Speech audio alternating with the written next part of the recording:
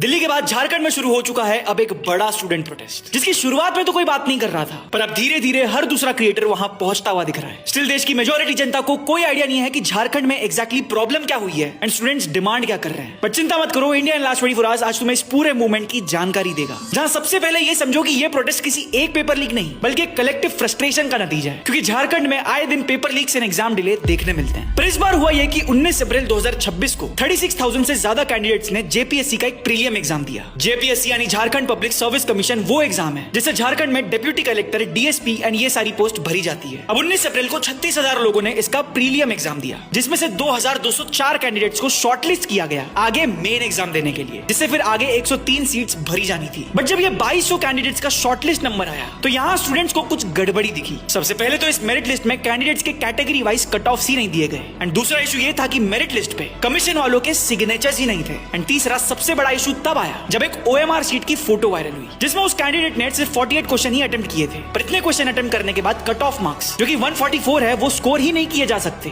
पर फिर भी इस कैंडिडेट को मेन एग्जाम के लिए शॉर्टलिस्ट कर लिया गया। एंड इसी को देख के झारखंड का युवा भड़क गया। आपको बता दूं कि ये वायरल हुआ ओएमआर शीट सच है या झूठ ये वेरीफाई नहीं हुआ, बट स्टिल स्टूडेंट्स में मल्टीपल एग्जामिनेशंस का फ्रस्ट्रेशन इतना ज्यादा था कि उन्होंने रांची में स्ट्राइक शुरू कर दी, जिसे देखते हुए झारखंड गवर्नमेंट ने सीआईडी को यह केस दे दिया। पर अब स्टूडेंट्स डिमांड कर रहे हैं कि जेपीएससी एंड जेएसएससी एग्जाम्स में हुई गलतियों को इन्वेस्टिगेट करने के लिए नेशनल अथॉरिटी सीबीआई को यह केस दिया जाए। उनकी दूसरी डिमांड है अप्रैल में हुए जेपीएससी प्रीलियम एग्जाम को कैंसिल करके एक फ्रेश एग्जाम कंडक्ट किया जाए। रिक्रूटमेंट प्रोसेस में ट्रांसपेरेंसी की भी डिमांड की गई है एंड स्ट्रक्चरल रिफॉर्म्स भी मांगे गए हैं। पर अब आता है इस केस में देवेंद्र नाथ महतो के नाम से एक बड़ा प्लॉट ट्विस्ट, जिन्होंने इस प्रॉब्लम के one of the biggest culprit TDPL को हाईलाइट किया। टीडीपीएल बेसिकली लखनऊ बेस्ड एक एजेंसी है जिसने जेपीएससी का ये प्रीलियम एग्जाम कंडक्ट करवाया, एंड ये प्रॉब्लमेटिक इसीलिए है क्योंकि झारखंड ने ही मई 2025 में इसे जेएसएससी एग्जाम्स में हुई प्रॉब्लम के चलते ब्लैकलिस्ट किया, पर फिर पता नहीं क्यों उसके अगले ही महीने इन्हें दूसरा एग्जाम कंडक्ट करने की जिम्मेदारी दे दी गई। एंड इस बार नजर में आया है इनका मार्केटिंग मैनेजर अभय तिवारी, जिसको इन्वेस्टिगेट करते हुए सीआईडी ने बताया कि ये जेपीएससी के अंडर आने वाले 5 गवर्नमेंट एग्जाम्स क्लियर कर चुका है, एंड इस पे आरोप लगे कैंडिडेट से पैसे लेके उन्हें सीट्स बेचने के। लीडर देवेंद्र नाथ महतो एंड झारखंड के हजारों स्टूडेंट्स इन्हीं चीजों में क्लैरिटी डिमांड कर रहे हैं। अगर इस वीडियो से कुछ नया जानने मिला तो इसे रीशेयर करके ये जानकारी हर किसी तक पहुंचाओ, एंड अपने देश से रिलेटेड ऐसे ही फैक्ट्स जानते रहना चाहते हो तो अभी के अभी रिस्पॉन्सिबल सिटीजन को फॉलो कर दो।